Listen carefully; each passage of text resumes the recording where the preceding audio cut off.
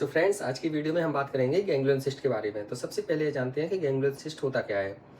तो यह एक बिनाइन सिस्ट होती है, जो गांठ होती है, जो यूजुअली हाथ की कलाई में डॉर्सम मतलब यहाँ पीछे की तरफ या फिर उंगलियों के पास में यहाँ बनती है। यह सिस्ट एक जेली जैसी होती है, जिसमें जेली जैसा गाढ़ा तरल, जिसको हम म्यूकोइड फ्लूइड बोलते हैं, वो भरा रहता है। यह हड्डी, लिगामेंट्स या जॉइंट्स कैप्सूल से जुड़ी हुई हो सकती है। इसलिए हमें केवल एक्सरे में ये समझ में नहीं आती है, हमें इसके लिए अल्ट्रासाउंड कराना पड़ता है कि यह कहीं किसी मेजर स्ट्रक्चर से तो नहीं जुड़ी हुई है। लक्षण मतलब सिम्टम्स, तो मरीज कैसे प्रेजेंट करता है। अक्सर दर्द के साथ एक गांठ, सूजन दिखाई देती है यहाँ पर इस जगह, जो आप इस फोटो में देख सकते हैं। कुछ मामलों में हाथों में कमजोरी या फिर हिलाने डुलाने में तकलीफ हो सकती है। कभी कभी नज़दीकी नस या टेंडन पर दबाव डालकर सुन्नपन या झुंझुनी भी पैदा कर सकती है ये सिस्ट।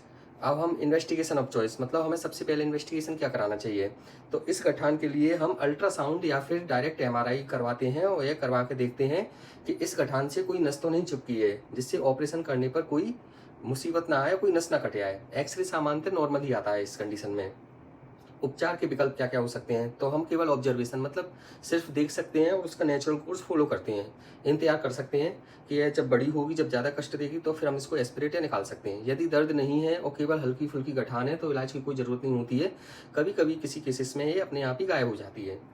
नॉन सर्जिकल ट्रीटमेंट में स्प्लिंट या ब्रेसिस दे सकते हैं प्रभावित हाथ को आराम देने के लिए। एस्पिरेशन कर सकते हैं, मतलब सुई डाल के निकाल सकते हैं फ्रूट को। और रेयर केसेस में अगर ये बार बार रिकरेंस होती है तो फिर हम इसमें सर्जरी करके पूरी की पूरी सिस्ट निकालना पड़ती है। लेकिन सर्जरी में इस चीज़ का ध्यान देना पड़ता है कि यह सिस्ट जड़ से ख़त्म हो। जड़ से ख़त्म होने का मतलब इसमें रिकरेंस के चांसेस कम से कम हों।